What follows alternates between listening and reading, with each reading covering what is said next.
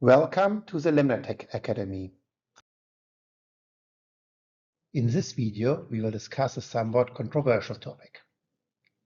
Image analysis software always calculates parameters measured in terms of pixels or pixels squared. Sometimes users prefer results in metric units like millimeter or millimeter squared. In the first part of this video, I will discuss why this might not be as good an idea as one may think. It can create an exaggerated idea of precision. I will also point out in which situations you may use it anyway. In the second part, I will demonstrate a way in which you can implement such a conversion. But let's start with a bit of theory. If you take an image of a plant, some parts of the plant will be closer to the camera than others. Let's consider a simple PhenoAIxpert, which has only one camera at the top. Let's simplify things for a moment and consider a very low resolution camera. The blue beam represents what would be seen on a certain pixel of this camera. At the top of the plant, it represents a much smaller area than at the bottom of the plant. In this case here, the pixel at the bottom of the plant represents a square twice as wide as on the top. I exaggerated the effect here a bit, but not by much. So let's do it a bit more mathematical. The key word here is the intercept theorem. Consider two rays emanating from the camera, and let's forget for the moment the plant and the camera itself. At distance d1, there's a distance of p1 between the two rays. And at distance d2, the distance between the two rays is p2. The intercept theorem says now that the quotient of p1 by d1 is the same as the quotient of p2 by d2 for every value of d1 and d2. Therefore, we get the size p2 of a pixel at distance d2 to be p1 times d2 divided by d1. If we know the real size of a pixel at some distance, we can calculate the size at any other distance using this formula. We can use this to estimate the maximum size difference of a 1 pixel-sized object at the front and at the back for a few different machines. Let me start with a simple PhenoAIxpert. We have one camera at the top, and the bottom of the chamber is 50 centimeters away. By the way, all distances in these calculations will be ballpark numbers, not actual precise measurements. The maximum allowed plant height in a PhenoAIxpert is 20 centimeters, and let us assume a pot height of 5 centimeters. The camera has a resolution of about 3000 by 4000 pixels with a field of view at the bottom of 30 by 40 centimeters. Of course, the size of the field of view depends on the lens that is used. With these assumptions, each pixel represents a square with an edge length of 0.1 mm at the bottom of the chamber. For convenience and to simplify the math, we work with the length of the sides of the square rather than its area. The leaf at the top of this range is 30 centimeters away from the camera.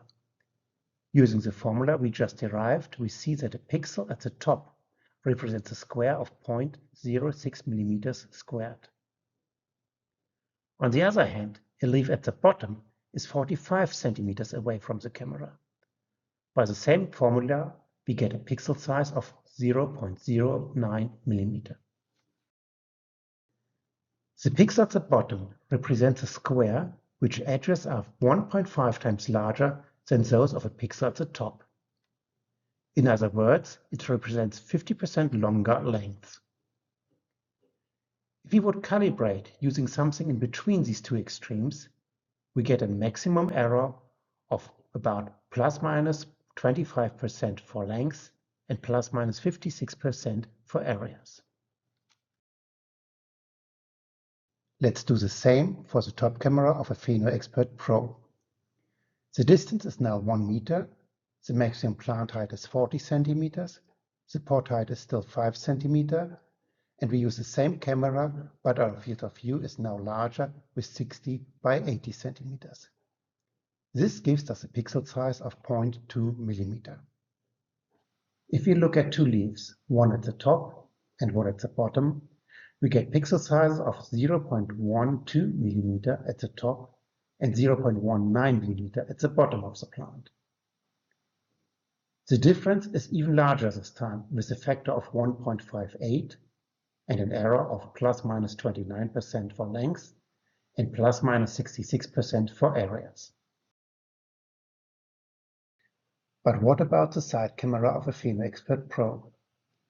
The distance to the center of the turner is now 115 cm, and I assume a plant width of 30 cm. I assume further a field of view of 90 by 120 cm using the same camera with the same resolution. Then we get a pixel size of 0.3 mm. Actually, it doesn't matter which size of the field of view I assume. This will only change the base pixel size, which enters the formula as PC for both cases. The relative difference is not affected. I have chosen these numbers to make the calculations a bit easier. Since the plant is positioned right on the turner, the front part is 15 cm closer to the camera than the center of the turner, and the back part of the plant is 15 cm farther away from the camera at 130 cm. With this, we get a pixel size at the front of 0.26 mm and 0.34 mm at the back. The difference is smaller this time, and we have smaller errors as well. Before we continue with determining the conversion factors, let's have a look at the root camera of a PhenoAIxpert Root. Modern lenses image the plane of the surface of the rhiozotron almost distortion-free in the image, except for extreme wide-angle lenses. And we select these lenses to be as distortion-free as possible. All pixels we see in an image of a rhiozotron are directly behind the surface. In other words, they are at the same distance. This makes things really easy. We have no error due to different distances, only minor errors due to lens distortions. There are two more messages here. First, the farther away the camera is from the object, and the thinner the object is, the smaller the error will be. Therefore, you can do this conversion with little error if you work with the top camera on Arabidopsis.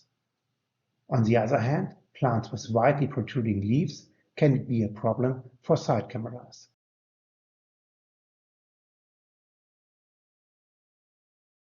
And second, in order to determine the conversion factor, we need to take an image of a ruler.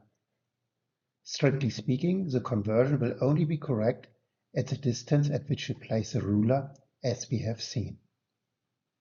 You shall place the ruler parallel to the plane of the image. It shall not be tilted to the camera or away from it. If it is tilted, the conversion factor will be too large. With a side camera, you should place the ruler at the center of the turner. With top cameras, you should place the ruler at a distance near the center where you expect the most parts of your plants. In order to actually determine this conversion factor, we have to do a little more math. As I said, we will take an image of a ruler. The longer this ruler is, the better. In this image, we pick 2 points at either side of the ruler and determine its position on the ruler and the corresponding pixel coordinates. Let's calculate an example. I assume we read 2 cm and 298 by 2207 pixel on the left, and on the right we read 48 cm and 3646 by 2213 pixel. Then we need to calculate the length of the ruler on the image. We use a good old Pythagorean theorem and get a little over 3048 pixels. If we divide the physical length of the distance on the ruler by this value, we get the length of each pixel. We can use this to convert all lengths created by LemnaGrid to a metric scale. If we want to convert areas, we need to use the square of this factor, which is in the example 0.01888 millimeter squared by pixel squared. Please note these numbers are made up. You have to execute the calibration on your system yourself. Strictly speaking, we have determined only the conversion factor in the horizontal direction. The conversion factor in the vertical might be slightly different, due to a number of effects like different perspectives, lens distortions, etc. Therefore, you may take 2 or more images of the ruler where the ruler is rotated in the image plane. But now let's have a look at the software and how we can do this calibration and implement it in LemnaExperiment. As I said, we first need to record some images containing a ruler. Luckily, we have done this already and recorded a few of them. On the recordings page, we open the respective experiment. Let's start with the top camera and zoom in into the image. I suggest to use a zoom scale of 200% because then it is easier to determine positions on the image. I start on the left-hand side. I will measure the inner tip of the 50 centimeter mark. To do so, I move the mouse while I press the Control key. This gives me the tooltip and I get the positions of the 50 centimeter mark to be 66 by 1940. Let's move to the other side and measure the value at 71 centimeter. I get 2923 by 1950. Now we need to do the math. The part of the ruler that we measured is in reality 56 centimeters or 560 millimeters long.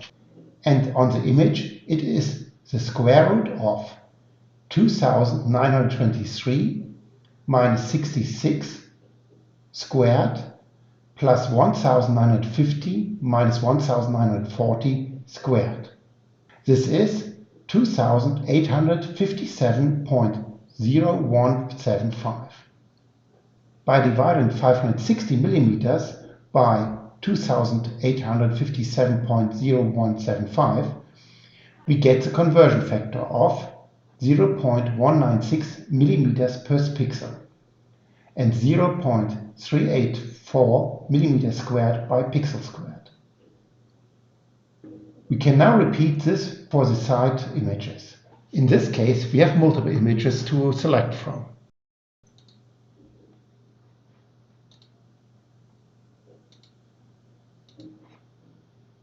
I start with the image with a vertical ruler.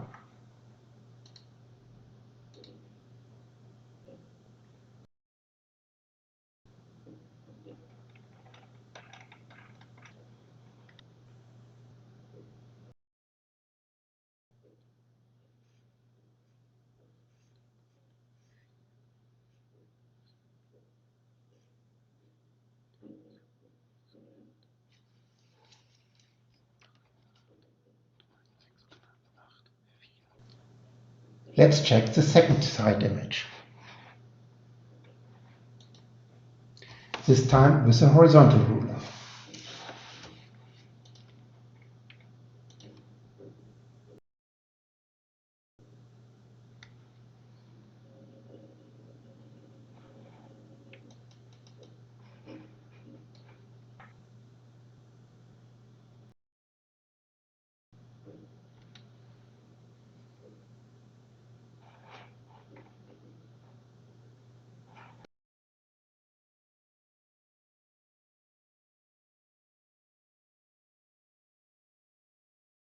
The value we get for the side cameras differs a bit. But if we look at the top camera image, we notice that the ruler is not perfectly in the plane parallel to the camera sensor. Therefore, the second conversion factor might be a little too high, which matches what we see in the factors we just calculated. We can't do the same for the other side image because the ruler runs towards the top camera. So what value shall we use for the side camera? We could use now either the first conversion factor for the side camera or the average of the two. Let's continue with using the first factor. We have then 0.144 for the side and 0.196 for the top camera, or the values squared if we calculate areas. In order to continue, we need to implement these conversion factors in the analysis definition. So let's switch to the analysis definitions and select the analysis definition Demo Analysis Biomass Surrogate Metric.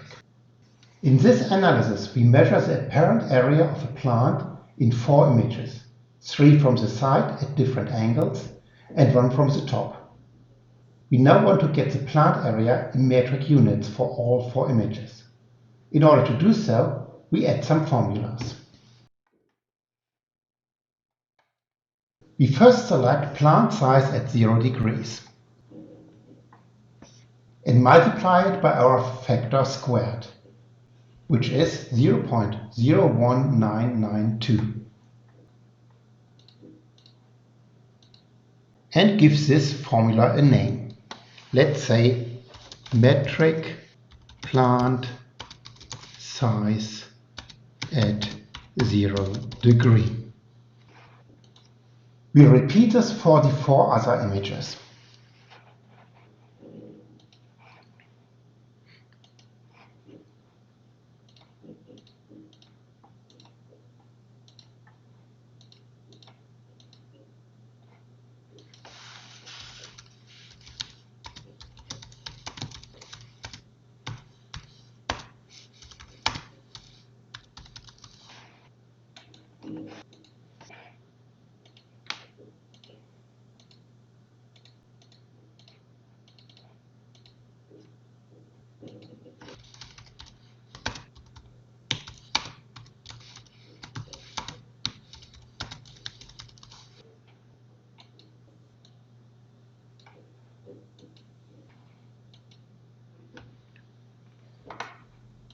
With the top camera, we need to use the 0.0384 conversion factor.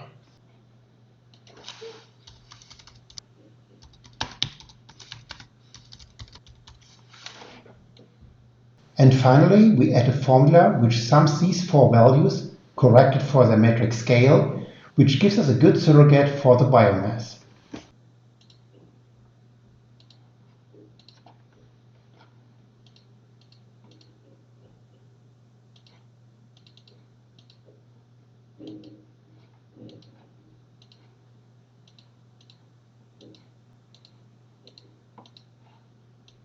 We call this result metric biomass.